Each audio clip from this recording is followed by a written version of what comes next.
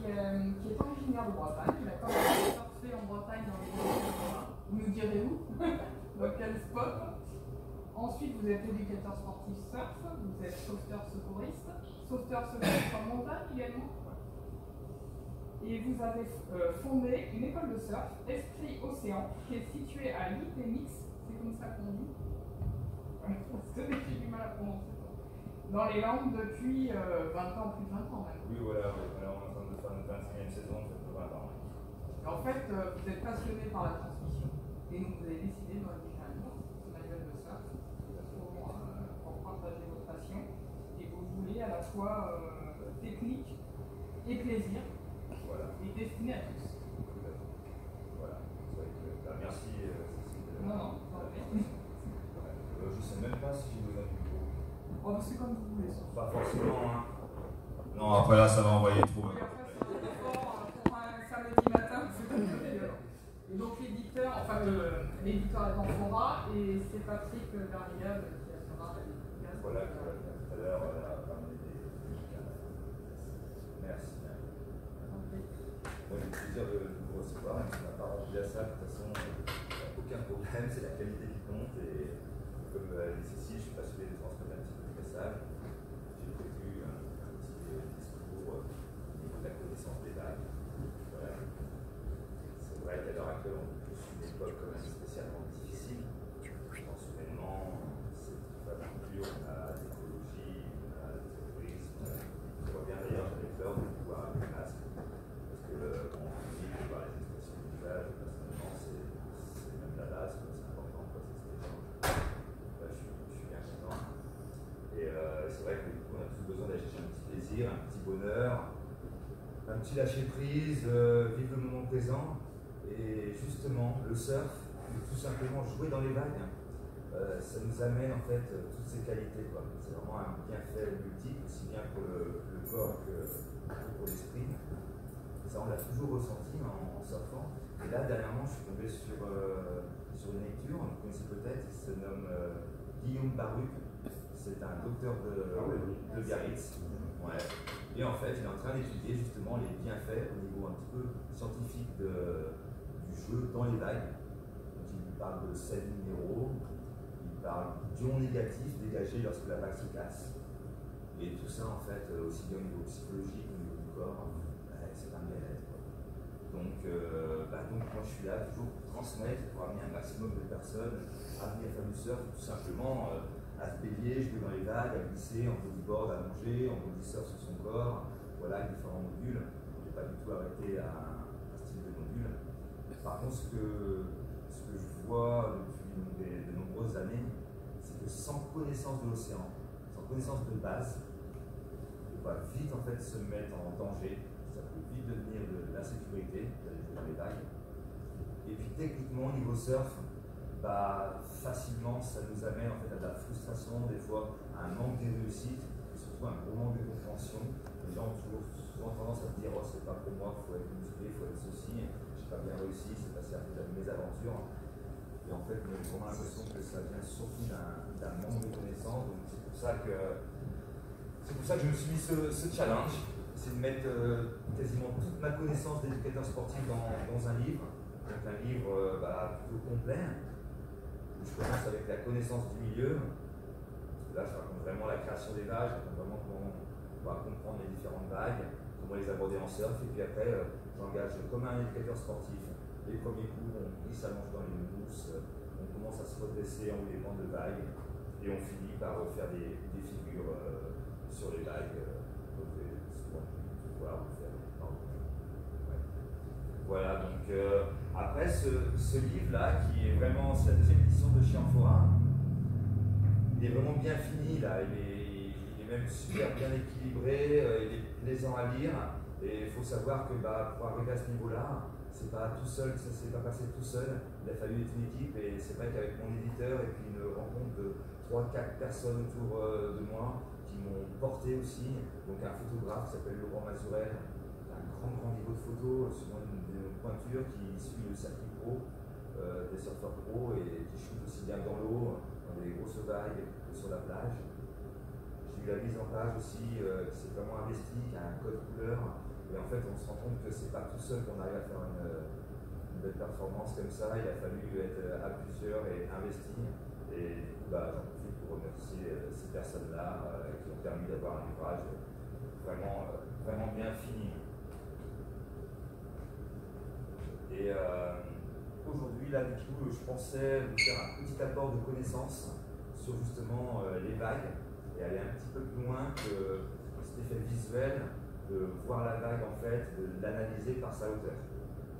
Ce que je vois, et je pense que c'est une des erreurs principales de l'analyse des vagues là, pour la plupart des gens, parce que c'est compréhensif, c'est visuel, c'est la première chose qu'on voit très bien, la hauteur de la vague, et beaucoup de gens mettent en rapport en fait une petite taille avec des vagues de débutants, une taille moyenne, plus grande avec des vagues d'experts, alors que pas forcément. Il y a d'autres paramètres que la taille. Deux autres paramètres pour moi très importants. Ça va être donc la forme de la pente. C'est là qu'on va se rendre compte que je fais un petit parallèle avec la montagne. On a des vagues qui sont en piste verte et on a des vagues qui sont en piste noire. On a des vagues avec des pentes très très raides et on a des vagues avec des pentes relativement douces. Et ça diffère en fait de la taille. On peut avoir des pentes accessibles, faciles à tous sur une vague de 2 mètres, et inversement sur une vague de 30 cm ou 1 mètre, une pente très difficile à surfer. Donc voilà, ça je vous donne un petit peu ça comme apport. Et puis une autre caractéristique qui est la puissance de la vague. Pareil, on pense toujours que la puissance est directement liée à la taille. Bon, ben, il est clair que si je prends une taille énorme, 10 mètres, ça sera plus puissant que 1 mètre.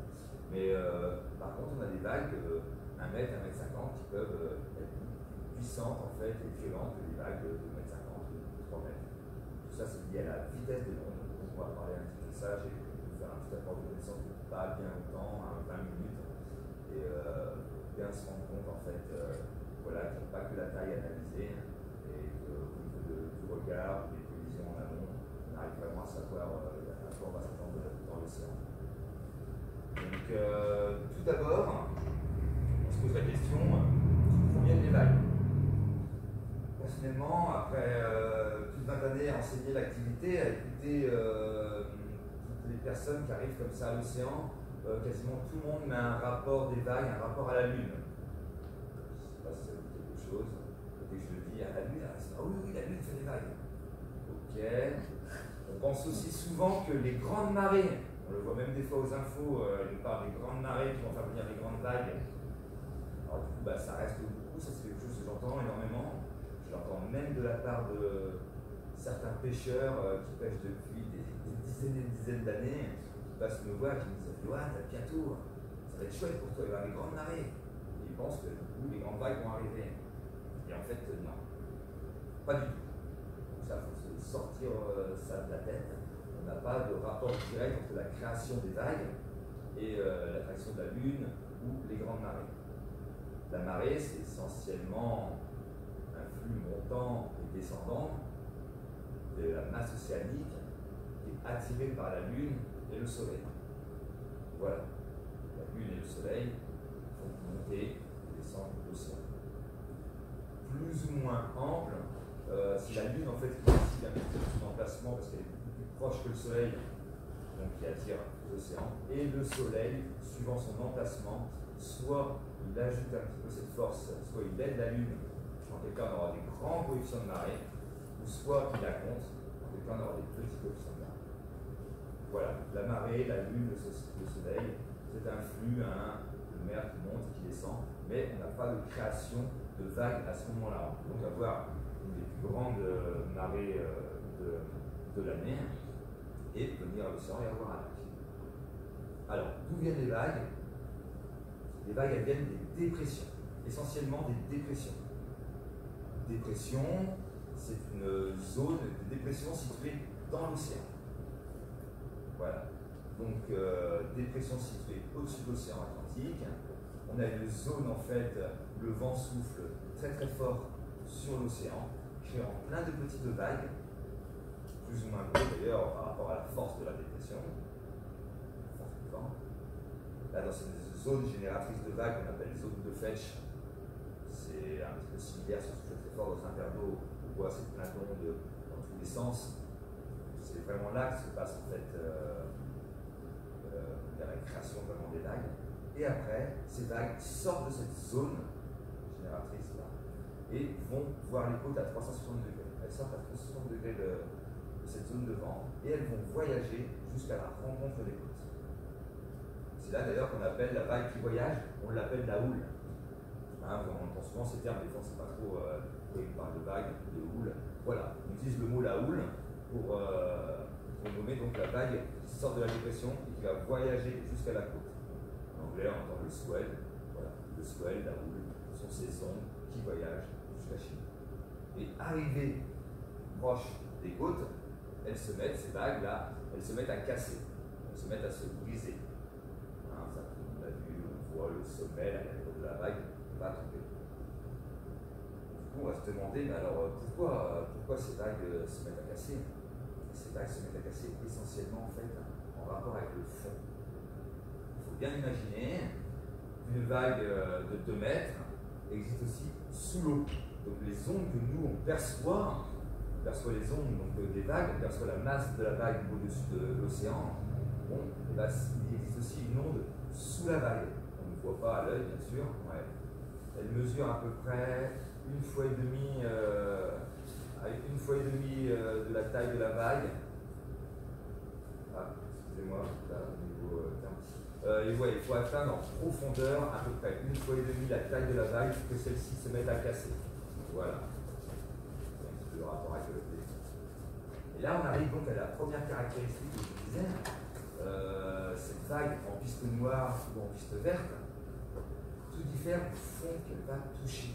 C'est pour ça qu'entre surfeurs, souvent, le dialogue qu'on a tous ensemble, c'est alors ce mouvement de sable et ce rocher marche à marée haute. On parle des fonds. On a la tête un petit peu concentrée sur le fond parce que c'est tout ce phénomène qui fait en fait la forme de la vague. Alors, première pente, on va aller sur les pentes douces. On va aller sur les vagues piste verte.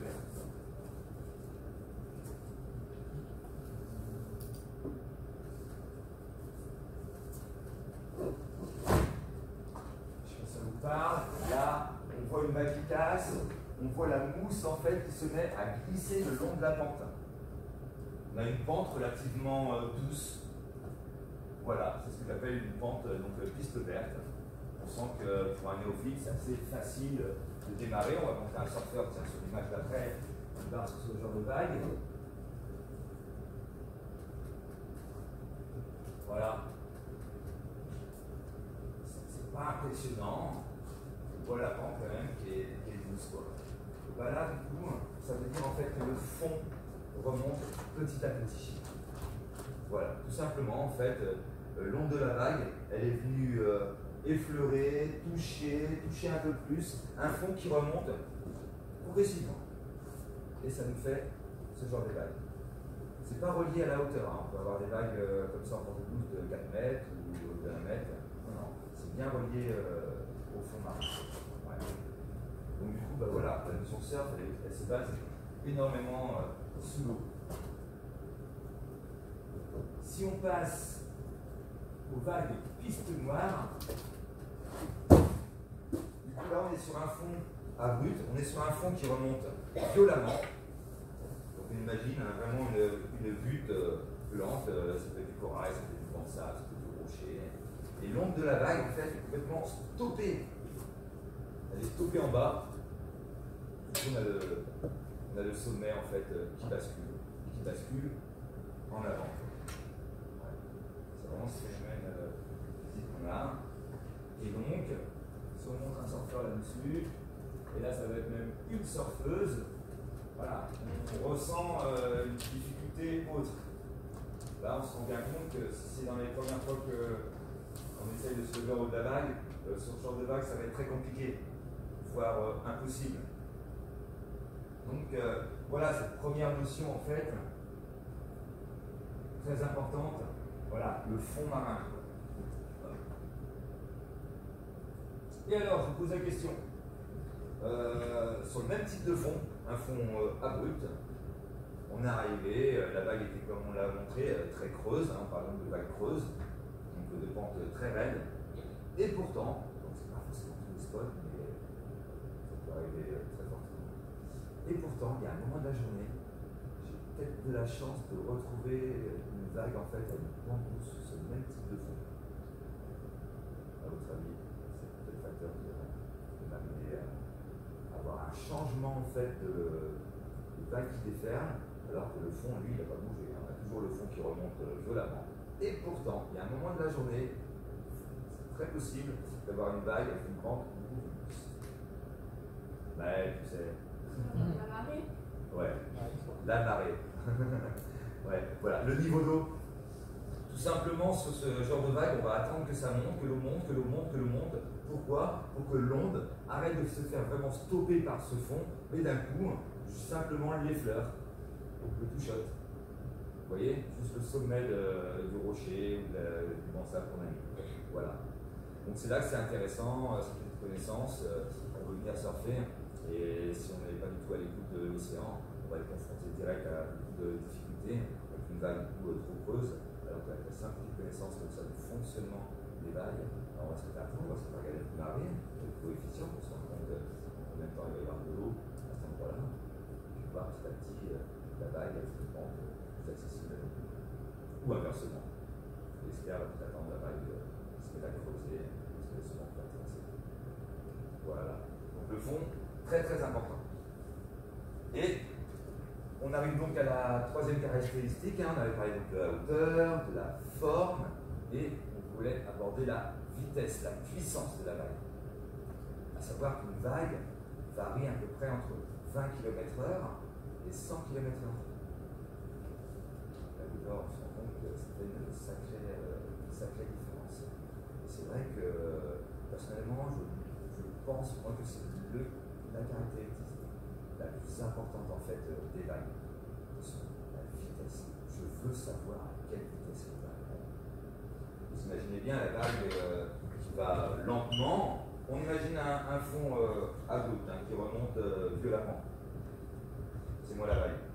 La vague qui va lentement, quand elle trébuche, la lèvre tombe légèrement devant. En plus, l'impact n'est pas forcément violent. Puis maintenant, inversement, vous imaginez, je ne pense pas que je vais le faire, un sprint là. Je suis en sprint maximal sur un 100 mètres, là je trébuche. Là, on se rend bien compte que je vais me projeter en avant. Et en plus, à l'impact, je vais peut-être bien me casser les genoux ou les poignets. C'est vraiment ça en fait ce qui se passe avec l'eau. C'est que plus il y a de la vitesse, et plus cette masse en fait, elle va aller loin avec un fort impact, et en plus de ça, elle va déplacer une gigantesque masse d'eau. Donc les vagues qui vont pas très vite ont la lèvre, le sommet de la vague, relativement fine. Et inversement, la vague qui va vite, elle, peut avoir une lèvre de vague très épaisse de 50 cm, de 1 mètre. Elle déplace beaucoup plus de masse d'eau. Et en plus, beaucoup plus loin. Donc ces poules rapides là sont très convoitées des surfeurs. Mais ça change vraiment toute l'attitude de l'océan. On va en parler. Et déjà la question, à votre avis, c'est qu'est-ce qui fait qu'il y a des vagues qui vont lentement et des vagues qui vont sachant qu'on a des vagues qui vont lentement de mesure de mètre, des vagues qui vont rapidement de 1 mètre. Une période. Yes. C'est quoi ça la période? C'est le temps qui s'écoule entre deux crêtes de sommet de vagues. Ouais. Alors, je t'ai dit oui, parce que oui, je vois que je me fais un connaisseur.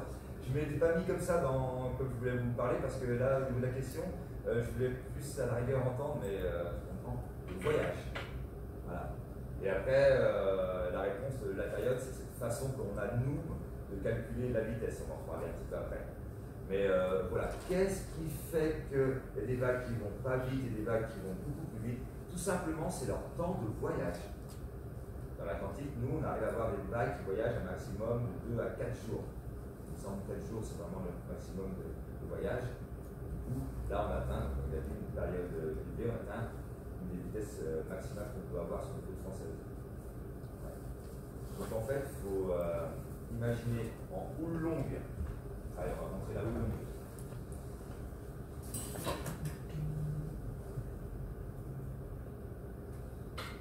Voilà, donc la houle longue, ce sont les vagues qui voyagent longtemps. Ce sont des vagues qui vont vite. C'est comme ça qu'on s'exprime en fait en surfeur. On parle de houle, hein, de swell, de vagues qui voyagent, on l'a vu tout à l'heure. Et maintenant on rajoute houle longue ou houle courte, tout simplement avec cette notion en fait de vitesse. Houle longue ça nous parle, les vagues vont vite, houle courte ça va relativement doucement. Voilà. Comment sur la plage on peut percevoir la houle longue? Voilà la houle longue. La houle longue c'est des lignes très très longues. C'est assez simple, c'est qu'en fait, plus la ligne sera longue, donc elle fait 500 mètres, ou alors elle fait 1 km ou 1 km 5, et plus elle ira vite, plus ça sera de la houle longue, dans max de vitesse.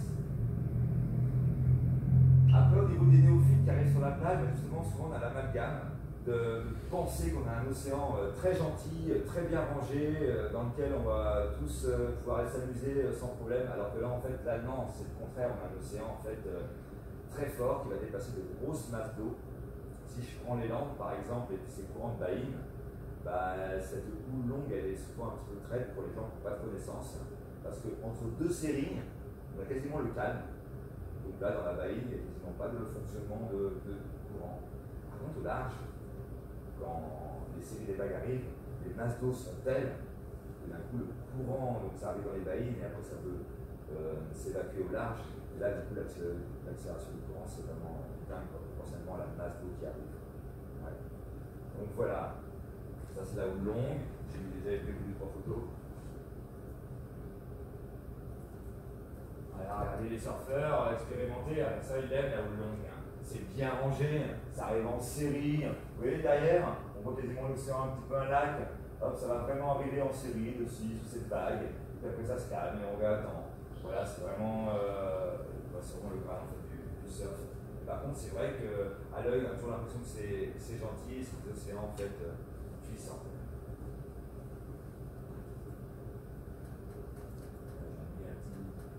Un beach break avec de la houle longue, bah voilà, on voit les lignes sont longues, et justement la baïne là qui est ici, bah voilà, on a l'impression qu'il ne se passe rien du tout, mais en fait quand ces vagues-là vont se mettre à casser, elles vont créer vraiment un phénomène de fort courant. Moi j'ai prévu à la fin, si vous voulez, on peut revenir un petit peu sur les courants de baïne, si ça vous intéresse.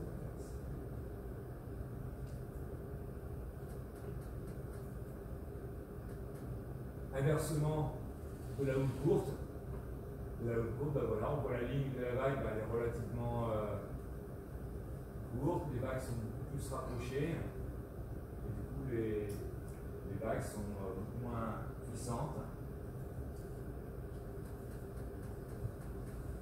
Voilà, une houle courte encore. Après, des images de houle courte très différentes, on pourrait en avoir plein, parce qu'il bah, y a des vagues qui sont vraiment lentes et des vagues qui sont un peu moins lentes.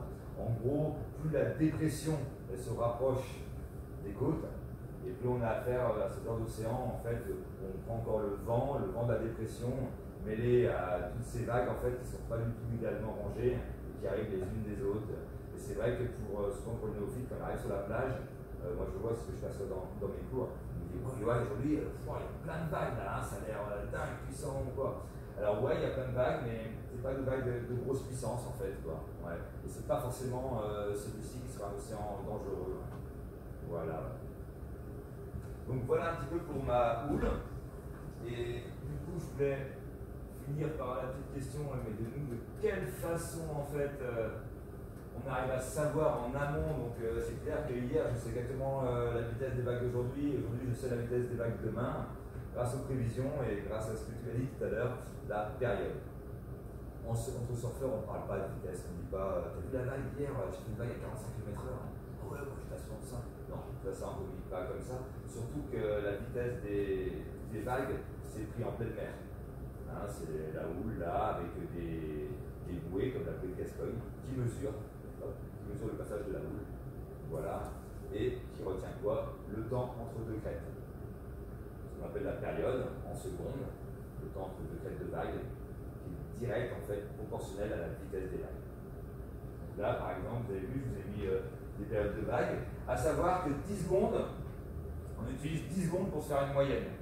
Quand on parle de vagues qui sont inférieures à des périodes de 10 secondes, c'est là qu'on parle de houle courte. Et dès qu'on parle de vagues qui sont supérieures à la période de 10 secondes, on parle de houle longue.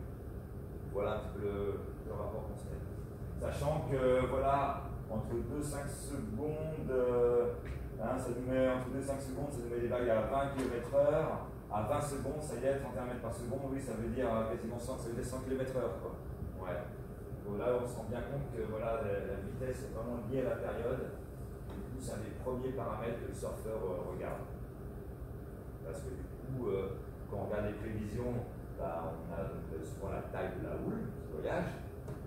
Et suivant les côtes, après, on sait très bien qu'une houle de 1,50 m avec une période de par exemple 15 ou 16 secondes va tellement arriver vite sur les fonds que d'un coup la lèvre va se mettre à partir en avant et en hauteur. Et ça nous fait des vagues peut-être d'1,80 m, voire plus.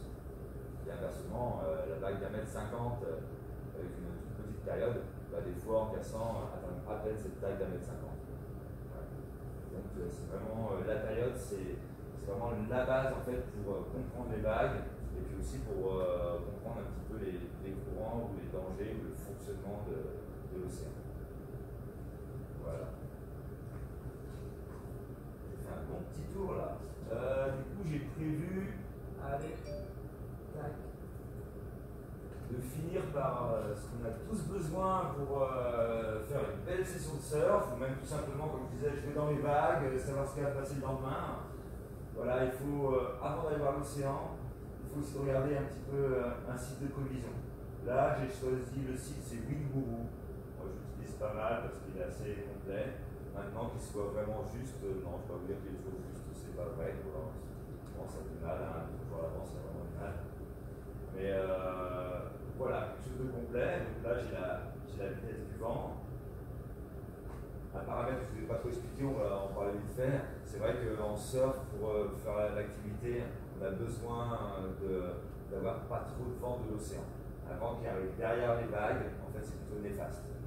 Donc, à partir du moment qu'il n'est pas très fort ou modéré, ça peut passer. S'il est vraiment trop fort et qu'il arrive derrière les vagues, il va nous écraser les vagues. Et en fait, on ne pourra plus vraiment exploiter la vague et c'est vraiment néfaste. Ce qu'on aime, c'est à la rigueur pas de vent, ou alors un vent qui arrive, qu'on appelle offshore, qui arrive face à la vague. Contrairement à souvent ce qu'on a l'impression, mais c'est le vent qui est face à la vague en fait, qui fait qu'il est lisse, et elle devient très jolie, c'est pour le vent devient très fort. Donc, avant de voir ça, obligatoirement, il faut aussi avoir une connaissance du spot sur lequel vous allez aller surfer. C'est-à-dire que la plage dans laquelle vous allez aller, savoir cette orientation qu'elle a, cette plage, et puis après ses particularités. Chaque plage a ses particularités.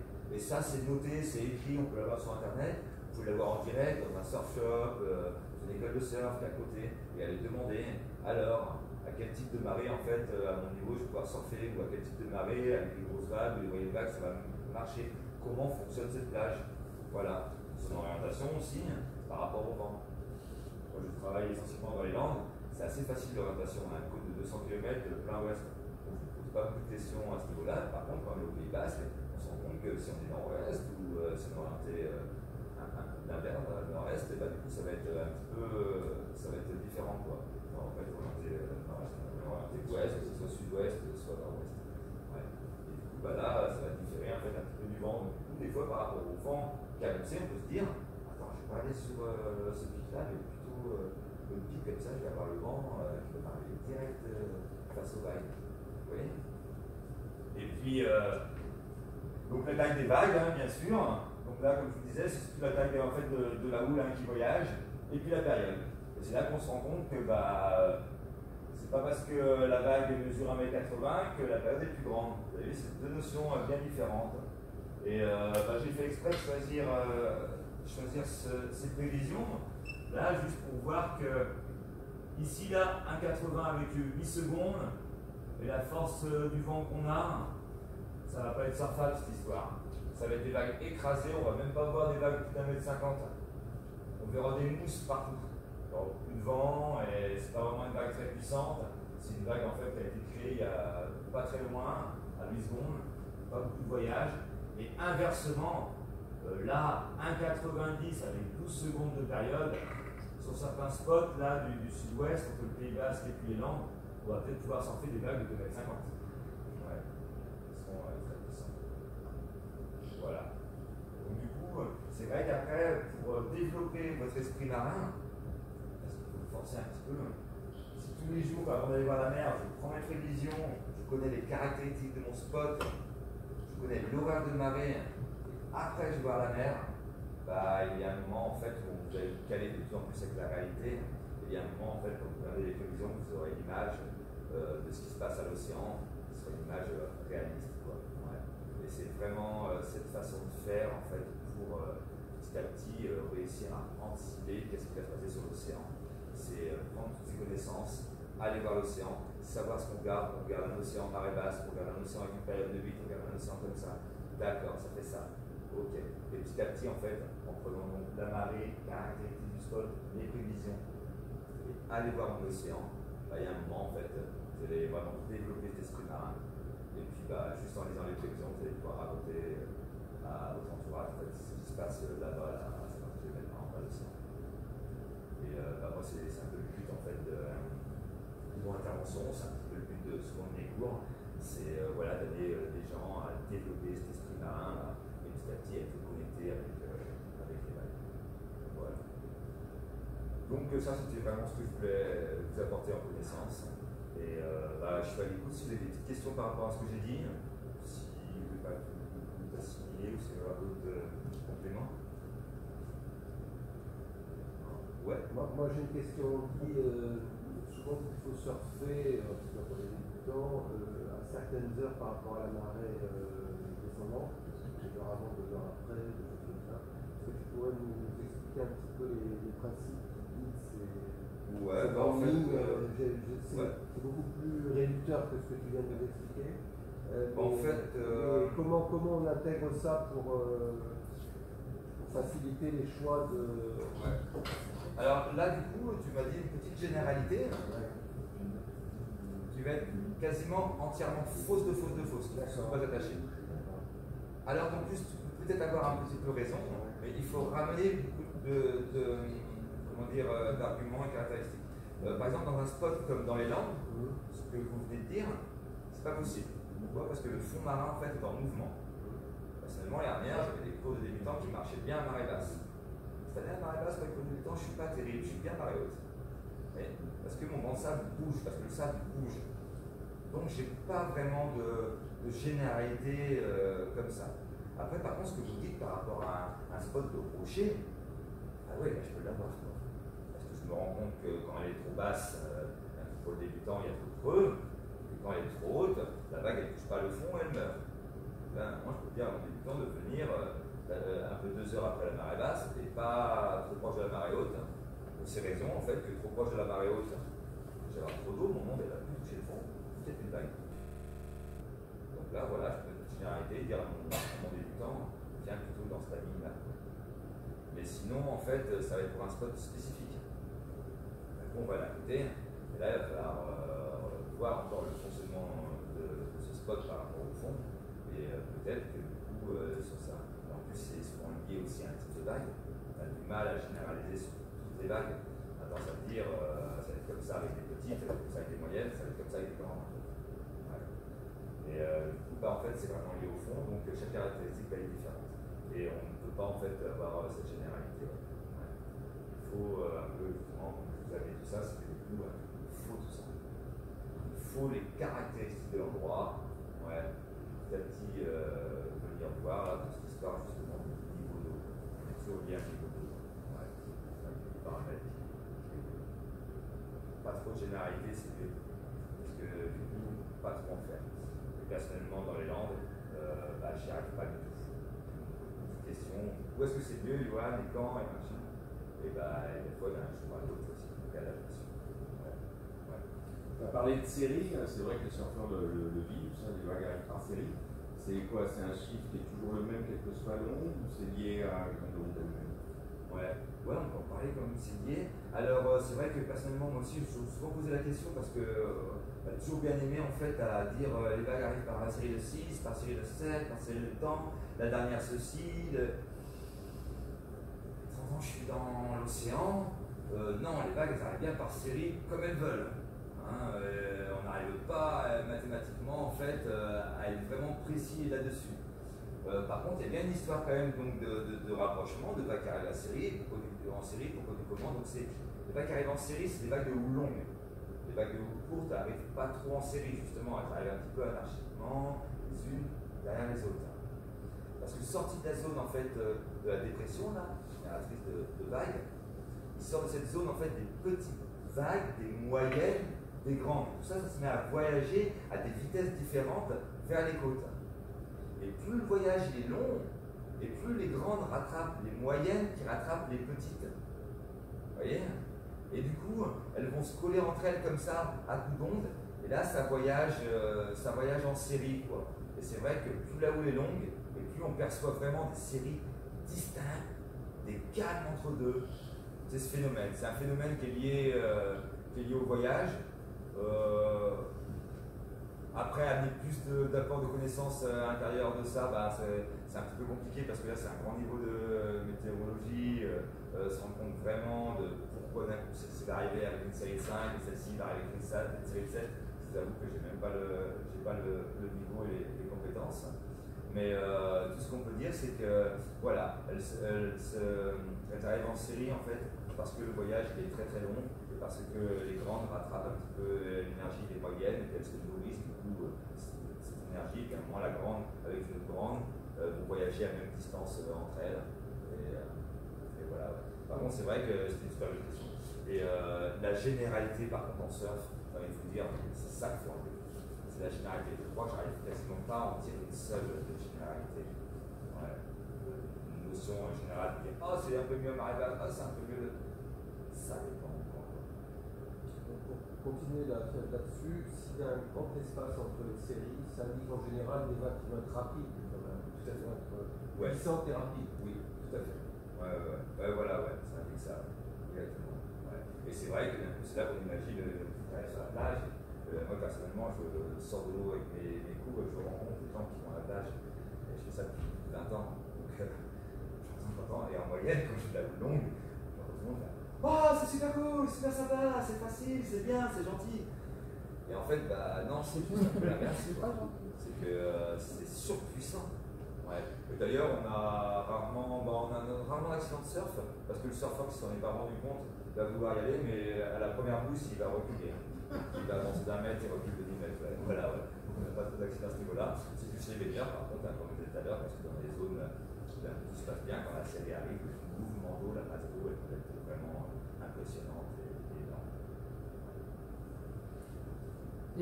Il y a une grosse différence entre les houles hivernales, bien sûr, beaucoup plus puissantes que les houles.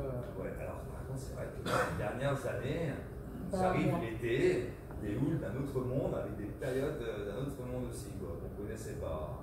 Alors est-ce que c'est là, on va pas aller plus loin, du climat ou pas vraiment, ou juste comme ça, des aléatoires. Par contre, c'est vrai que comme dit Cécile, c'est cette histoire en fait du front là où il y a les masses d'air chaud, les masses d'air froid qui se mixent, qui sont à la base de la création de dépression. L'hiver en fait, l'hiver ça crée des différences qui font que les dépressions sont fortes. Donc ils donnent des vagues plus puissantes et plus grosses. L'été en fait les dépressions sont relativement plus proches des côtes avec moins de force. Normalement, si j'arrive en sécurité justement dans les Landes, c'est grâce à ce phénomène. Parce que si j'étais avec la houle qui m'arrive en décembre, en janvier, on ne met pas un pied dans l'eau, quoi. Ou alors on a un pied. Voilà, parce que c'est tout le temps de la houle très très puissante. Ouais. C'est vrai qu'on a ce phénomène estival qui fait quand même une dépression relativement moins loin, des périodes moins grandes et en plus moins fortes, une vague un peu moins. Ouais. Est-ce que tu pourrais réexpliquer quelque chose qui est contre-intuitif, c'est entre quand tu as des périodes courtes, tu as donc des vagues moins rapides. Oui. C'est contre-intuitif en fait, parce que quand on a des périodes très longues, on a l'impression que la vague de derrière est plus lente finalement. Oui, tout à fait. Lente, hein. À l'œil, on a donc l'impression que voilà, ouais. quand elles sont très espacées, c'est elles sont ça. plus lentes. Donc c'est complètement contre-intuitif. C'est exactement Or, ça. tu nous dis qu'elles sont plus rapides. Ouais. Ouais. Comment tu expliques ça? Alors en fait, on est face à l'océan. Ouais. On ne le perçoit pas de profil. Ouais. On le perçoit de face. Et la vague qui est très très rapide, elle commence à basculer ici et elle va toucher peut-être au milieu de la salle là par exemple, le sommet de la vague. Et nous du coup, on voit une vague qui fait tout doucement, je vais bientôt casser. Oh, on ralentit, je fais des vagues. Et inversement, la vague à la même hauteur, qui est la houppe très très courte, elle tombe là, et ultra rapidement, elle. Comme ça. Et l'œil perçoit des mouvements rapides. On voit de la rapidité de vagues qui cassent. Voilà, plein de vagues aujourd'hui, donc impressionnant. Oui, alors je faisais une erreur d'interprétation, c'est la période et le temps entre le fait qu'elle casse, c'est pas la distance entre les deux vagues, c'est le temps entre le fait qu'elle casse. Il y a les deux. Oui, il y a les deux. C'est les deux, ouais. La période un peu, plus la période est grande et plus justement. Donc, par exemple, ce que j'explique à certains élèves pour qu'ils aient la conception de cette période, je leur dis une vague de 2 mètres, je suis en surf, je descends une vague de 2 mètres avec une période de 6 à 7 secondes. Je me lève en haut là et il n'y a même pas eu une demi-seconde presque et je suis déjà en bas. Maintenant, je vais partir sur la vague avec la période à 18 secondes. Je me lève en haut là, je plie bien sur l'avant comme ça, et là je descends une montagne des fois peut-être pendant 20 mètres avant d'arriver en bas. Parce que j'ai cette vitesse de montagne. C'est comme une montagne qui arrive. Ouais. Et c'est vrai qu'à l'œil, on ne perçoit pas ça. Merci, très bonne remarque. Ouais.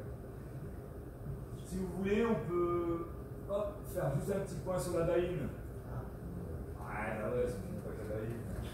Et c'est surtout que je vous ai donné en plus, là on a vraiment parlé en fait, comment dire, des choses, des caractéristiques très importantes de l'océan pour après bien pouvoir comprendre en fait ce phénomène de baïne. Ouais. Alors, phénomène de baïne, banc de sable à droite, banc de sable à gauche, donc zone où vont casser les vagues. On est bien d'accord, les vagues qui arrivent là, elles vont se mettre à casser ici, elles vont se mettre à casser ici. Du coup, les vagues, en cassant, amènent de l'eau. De l'eau par ici, de l'eau par là.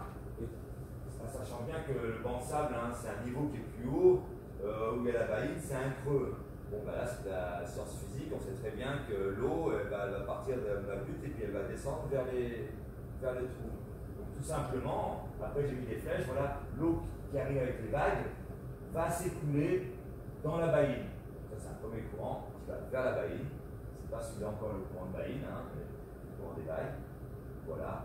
Et la baïne, à force de se faire remplir d'eau, elle a envie tout simplement d'évacuer son eau. Donc le phénomène du courant de baïne, il est directement lié aux vagues. C'est pour ça que maintenant vous avez bien la connaissance, c'est ce que j'essaie souvent de faire comprendre aux personnes. C'est qu'en fait, c'est la houppe longue qui est à la base de tout ça, la houppe longue, la houppe courte dans l'histoire. Pourquoi? Parce que si j'ai la houppe longue, la masse d'eau est multipliée. Une vague de 2 mètres en houppe longue, d'un coup, ça va être des milliers de mètres cubes. Une vague de 2 mètres en houppe très courte ne passe pas beaucoup d'eau. Vous voyez le phénomène? Là, si j'ai la houppe longue, quand la série arrive, c'est vraiment des grosses masses d'eau qui vont venir rentrer dans la baïne, et la baïne, d'un coup, d'un seul, elle va vouloir s'éjecter avec un courant qui part vers le large. Quoi. Voilà. Donc, à savoir que le courant de baïne est plus ou moins déjà important en fonction des vagues. Des vagues et de la période des vagues. Ça, c'est clair. L'autre phénomène, c'est quoi? L'autre phénomène, c'est, on ne le voit pas, l'autre phénomène, c'est ça là, la sortie. Tout simplement, si ce banc de sable-là, je l'avais mis ici, ça aurait été une baïne très dangereuse. Vous voyez, la baïne très dangereuse, c'est la baïne en fait qui a un gros réservoir d'eau et qui a une petite sortie. Autant dire que là, au niveau de la sortie, ça peut faire un courant qui va à la vitesse d'un cheval au galop. Ouais, vraiment. Donc voilà un petit peu, vraiment pour schématiser un petit peu le courant de baïne. Et personnellement, pour avoir déjà été chez des gens, dont un jeune homme qui ne serait souvent pas là, si on ne l'avait pas repéré, et je pense à lui, et sa maman, et qu'est-ce qu'ils m'ont dit? Donc eux devaient être par là, sans vouloir traverser un banc de sable comme ça, et ils m'ont dit, je ne comprends pas, la mer est en train de descendre. Monsieur, la mer descendait. Pourquoi on s'est fait emporter? Elle a eu le même fonctionnement à la descendante qu'à la montante. Pourquoi? Parce qu'à la montante, on lui met de l'eau dedans, elle en a trop, elle veut l'évacuer. Et puis en descendant, naturellement, l'eau s'évacue. Excusez-moi, elle avait la mer qui montait. La mer qui montait, et du coup, elle n'imaginait pas qu'avec la mer qui monte, elle puisse se faire emporter au large. Et en fait, la mer qui monte nourrit ma baïne. Hein, c'est une onde qui va mettre de l'eau dans la baïne, et la baïne va évacuer. Donc la baïne a quasiment le même fonctionnement à la descendante qu'à la montante. En fait. Ouais. Alors, la sécurité, la toute première sécurité déjà, c'est que quand on sait ce qu'il y a vraiment comme vague derrière, pour s'attendre à un courant plus ou moins fort, première connaissance. Deuxième connaissance, quand je vais dans l'eau, il faut mieux que j'aille sur un banc de sable, par là, dans une baïne, surtout quand les vagues sont fortes. Par contre, le jour où il n'y a pas de vague, c'est tout petit, je peux aller dans ma baïne, elle se rend pas dangereuse. Et après, dans les langues, ce qui se passe vraiment en sécurité, ça s'appelle un repère. C'est-à-dire que je dois être surfeur ou baigneur, je ne conçois pas rentrer dans l'océan sans avoir visualisé un repère sur la plage dans lequel je me dis c'est là que je rentre. Et ce repère, je le visualise en rapport bien sûr avec la hauteur des vagues et la puissance des vagues. On va dire tous les 20 secondes quand la houle est plutôt costaud. Et j'ai quoi à faire? J'ai ça à faire, juste tourner tête. C'est ça qui me sauve la vie. C'est ce fait d'être dans l'eau et de ne pas le faire très souvent. Ce petit regard pour dire ok, je suis bien.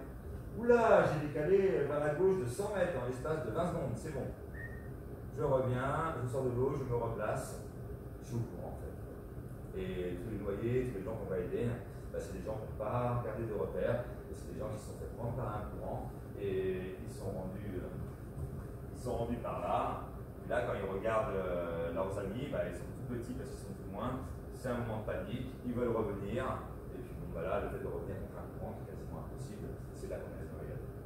Et après, si vraiment on est pris une fois, bah, comme on en tout le temps, on se laisse porter, on arrive derrière les vagues, il y a plus de courant, on vient nous chercher, ou alors si on a un petit peu du pouvoir physique, on essaye de ne pas revenir comme ça, mais d'aller sur le côté, et là on viendra sur le sol avec les vagues. Ouais. Et il y a une plage typique ici, c'est la plage du Pavillon Royal. Ah ouais. La plage du Pavillon Royal, il faut prendre systématiquement des repères. Voilà. Parce que de toute façon, on peut faire 500 mètres très vite. Ouais, c'est ça. Ouais, voilà, on passe son temps à sortir de l'eau et à se replacer. Ouais, voilà. Et c'est vraiment, je pense, ici, enfin j'entends en Pays Basque, les plages les plus... Oui, parce que dans les Landes, c'est une généralité. Oui, c'est toutes les... Voilà, là, vous n'avez pas le choix. comme ça, quoi. Hein.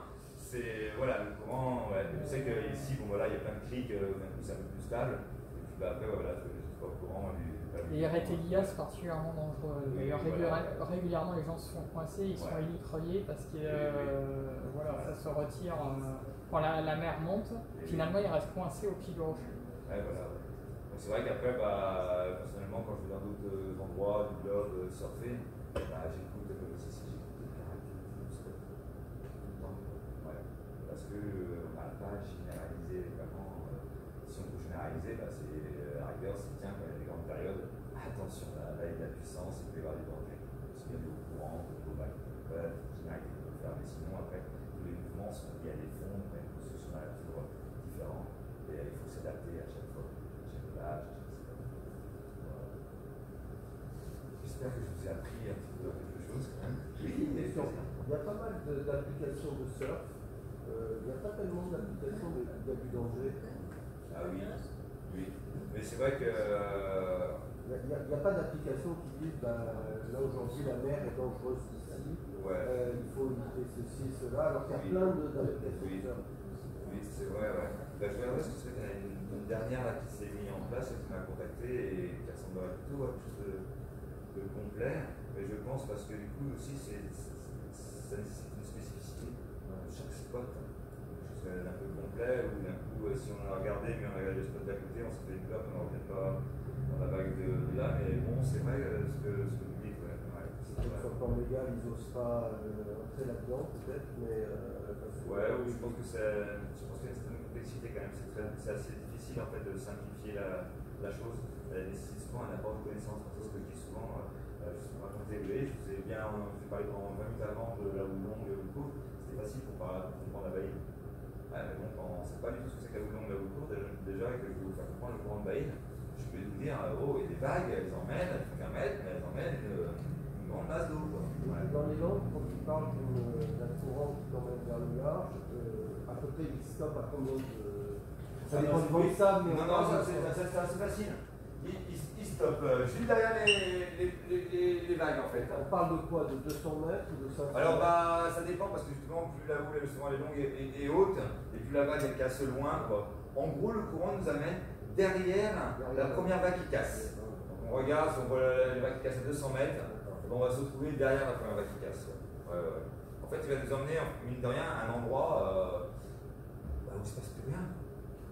Si ce n'est qu'on se retrouve un petit peu loin, donc un petit peu effrayé. Entre-temps, tu t'es pris toutes les séries. Voilà, il y a ça aussi. On est en apnée. C'est pour ça que les gens se noient en fait. Ouais, t'as force de bouffer de l'eau. passé des moments sous l'eau aussi, quoi. Ouais, tout à fait, quoi. Mais après, il y a aussi le phénomène, parce que du coup, les courants de baïne, on rencontre pas souvent des vagues. C'est pas tout le temps qu'on rencontre des vagues en allant au large. Et justement, la notion humaine, quand on se situe par ici, bah, au niveau visuel, le courant, on ne le voit pas. Moi, perso, je le perçois parce que je sais les mouvements d'eau, que là, c'est une zone à courant. On voit donc des vagues qui se rencontrent, des vagues qui meurent, parce qu'il y a un trou d'eau, donc ce n'est pas des vagues qui cassent. Ouais. Par contre, ici, il est proche, celui-là. Il voit bien à gauche et à droite des vagues de 2 mètres faire des gros ronds, il entend même des bruits. Il a juste pas envie, c'est d'aller là et là. Ouais. Alors qu'en fait, sa surprise est là et là. Se faire éclater avec une vague qui va l'amener sur un flux dans le sable, de toute façon, pas longtemps sous l'eau. Alors que là, il ne perçoit pas de vague, pas de réel danger, si ce n'est qu'il y a des forts courants et il ne va pas pouvoir les contrer en nageant, c'est impossible.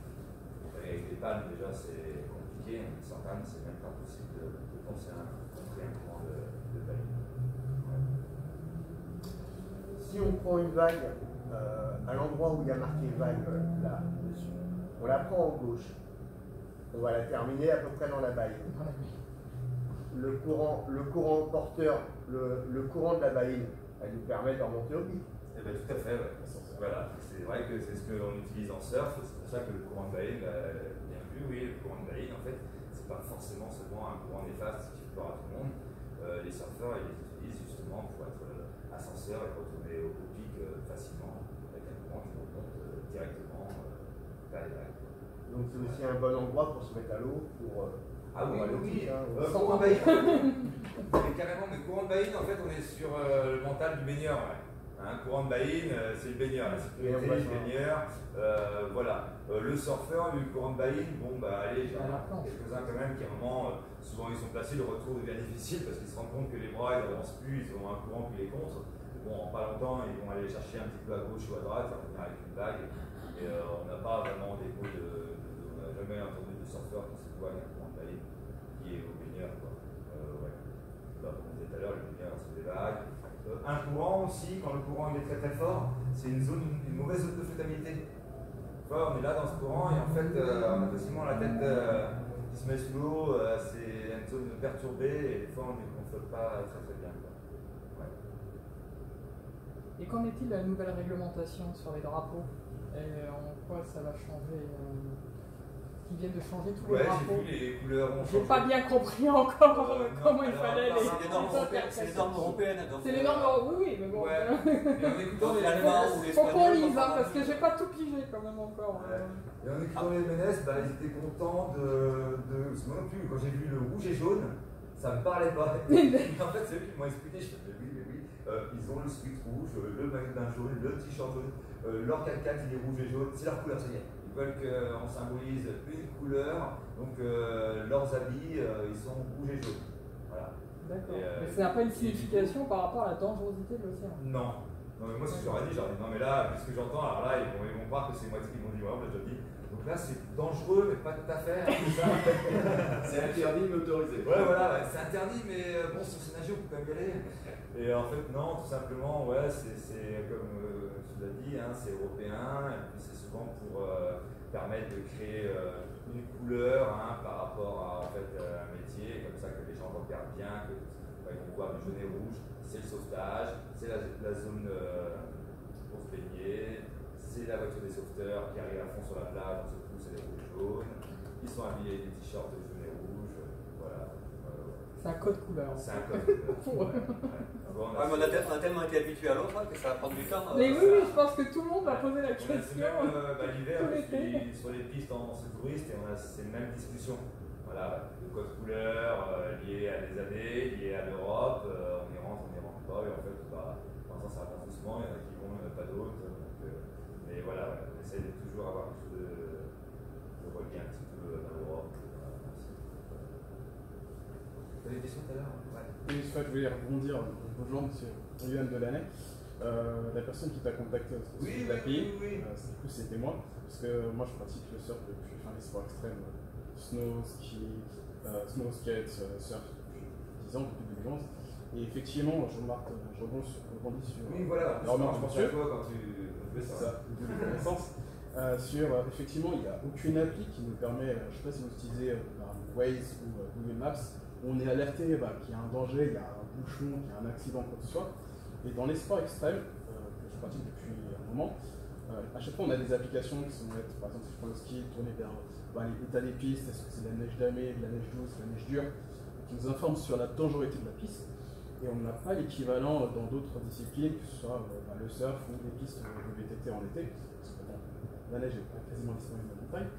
Et du coup, j'ai eu cette idée-là, il y a 3 ans maintenant, c'est de pouvoir avoir un espace, on va dire, communautaire où chaque utilisateur, parce qu'une fois qu'il est passé 19 heures sur nos plages, en particulier en anglais, la SNSM, ils sont plus là. Donc si on a encore, par exemple, ceux qui veulent profiter du sunset, oui, j'ai envie de faire un bain beaucoup plus tard, après 19h, 20h, en fait, on n'a personne pour nous surveiller, et du coup, on n'a aucun repère sur ce qu'on vient d'être indiqué, notamment au niveau des bains, où est-ce qu'on rentre à l'eau. Quand on n'a pas ces connaissances-là en tant que baigneur, ça pourrait être intéressant justement de savoir, alors où est-ce que justement, là je vois des vagues, je vais peut-être pas aller là. Au contraire, c'est là où il faudrait aller, parce qu'on sait qu'il n'y aura pas de courant, on ne va pas être piégé par un bain. Le surf dans les langues, du coup, je rencontre tout le temps ce phénomène-là. Justement, il y a quelques années, il n'y a pas l'île Royale exactement. Avec un ami, on a été récupérer quelqu'un qui s'est fait embarquer, justement parce qu'il y a pas mal de rochers, c'est un sport très dangereux. Et c'est vraiment, une fois de plus, une information qui permet de dire personne ne fait ça en fait. On a des applications, plein d'applications avec des algorithmes de dingue qui permettent de prévoir la houle, les prévisions, l'énergie des vagues. On a parlé de période, donc le moment entre deux crêtes, on a parlé de taille, on a parlé de période de taille, le spot, mais on n'a pas parlé d'énergie. Et justement, ça c'est une information supplémentaire en fonction des spots, on va avoir plus ou moins d'énergie. La configuration fait que tel endroit, ça peut être dangereux, donc quelqu'un qui est averti. Oui, ouais, j'ai coupé les autres parce qu'en énergie, tu vois, on a parlé, la période c'est l'énergie. Ouais. Voilà, pour faire la énergie, c'est sympa que tu parles de ton truc, on va se retenir un peu. Après, voilà, si vous avez envie de parler avec Johan, qui sera un super projet, je serai personnellement, moi je voulais juste qu'on finisse, j'avais une petite question par rapport à ce qu'on a vu. Et maintenant, vous pouvez pouvoir me dire, alors pourquoi Hawaï a des plus grosses vagues et plus d'énergie et pourquoi Hawaï a des plus grosses périodes que chez nous? Parce qu'il n'y a pas de terre. Pardon? Il n'y a pas de terre, il y a un grand espace d'océan. Ouais, alors c'est pas fort. C'est pas loin, cette réponse elle arrive tout le temps. Ça c'est vrai. C'est ce qui fait en fait que du coup l'onde elle percute direct les fonds à Hawaï, alors que nous on n'a pas de continental qui fait un peu ralentir l'onde. Mais je voulais encore un autre facteur de création. La taille de l'océan. L'océan Pacifique, ça mouline encore plus, voilà, c'est pour ça qu'ils ont des tsunamis et des vagues beaucoup plus grosses en Australie. Eux, j'arrive à avoir des dépressions en fait, qui sont créées des côtes. Et tout à l'heure, on a parlé du voyage, de la période, de l'énergie, c'est similaire tout ça. Et c'est vrai que plus la dépression est loin, plus les vagues iront vite. Et ouais, c'est des dépressions qui sont plus loin que chez nous, et donc qui ont des vagues plus rapides. Et après, voilà ce qu'on a entendu qui est tout à fait vrai. Que d'un coup, cette île qui est en plein milieu de l'océan, on va adder au fond, et quand l'onde elle arrive, elle tape directement sans être freinée les fonds, et d'un coup crée une grande puissance. Inversement, chez vous, un plateau continental devant nos côtes fait un petit ralentissement en fait de l'onde. Voilà. Et bravo parce que je crois qu'il y a eu l'écoute. Merci. Merci à tous. Voilà, on a la librairie qui est arrivée avec un peu, vous pouvez acheter 4 bouquins par personne, je pense, là. Ouais. Et puis après, si vous voulez voir Johan et son projet, je pense que c'est une très belle chose. Et comme vous disiez tout à l'heure, c'est vrai qu'on n'a pas encore tout. Non, on n'a pas encore tout. Hein. Il y a encore des connaissances sur la sécurité qu'on peut faire en place. C'est vrai qu'en tant que surfeur, ce que je raconte souvent, c'est que on doit obligatoirement faire attention à autrui quand on est dans l'eau. C'est ce qui nous permet même, nous, de nous mettre en sécurité. Parce qu'à un moment, on se sent aussi protégé par les autres. Sinon, comment être à l'aise là, quand on est sous l'eau en train de rouler, quand on va revenir, qu'on a sur la planche sur la tête, qu'on est dans un monde tout seul, c'est dur d'être en confiance. On a besoin des uns et des autres pour se sécuriser. Puis d'ailleurs, la première personne qui pourrait faire une action pour sauver quelqu'un, ce sera un surfeur. Ouais. Donc maintenant, si on peut avoir des gens qui bossent pour encore plus de sécurité et tout ça, c'est bravo aussi, quoi. Ouais. Bravo, ouais. Une dernière. Non. En parlant des baïnes, un nageur qui se fait prendre dans la baïne, plutôt que de lutter pour revenir sur la plage, le mieux c'est d'aller sur les côtés, de rejoindre les. Voilà. Oui, mais psychologiquement, je pense pour des gens qui ne vivent pas à côté de l'océan, c'est quand même violent. Surtout s'ils ont pris 3 vagues et ils ont déjà bu 3 fois la tasse. Il faut être réaliste. pas forcément ce qu'est l'à côté. J'ai été pris déjà dans une baïne, je suis nageur de formation, et j'ai dû avoir un secours qui est venu. Moi j'ai déjà vu. En fait, on ne sait pas où est l'à côté. Vous avez raison, moi j'ai déjà vu un MNS, il n'était pas. Maintenant on a beaucoup de civils, beaucoup de surfeurs. L'UTCRS, c'est une très bonne personne, un très bon nageur. Il n'y a pas la notion baïne dans le sable. Il n'a pas le gauche à droite. Quand j'ai voulu partir, j'ai dit pourquoi il va là? Je voulais sortir de la zone qui était perturbée et ça a empêché de la zone. Donc c'est vrai qu'après cette notion de gauche-droite et tout sur les plages, c'est pas forcément tout le monde évident. Merci beaucoup.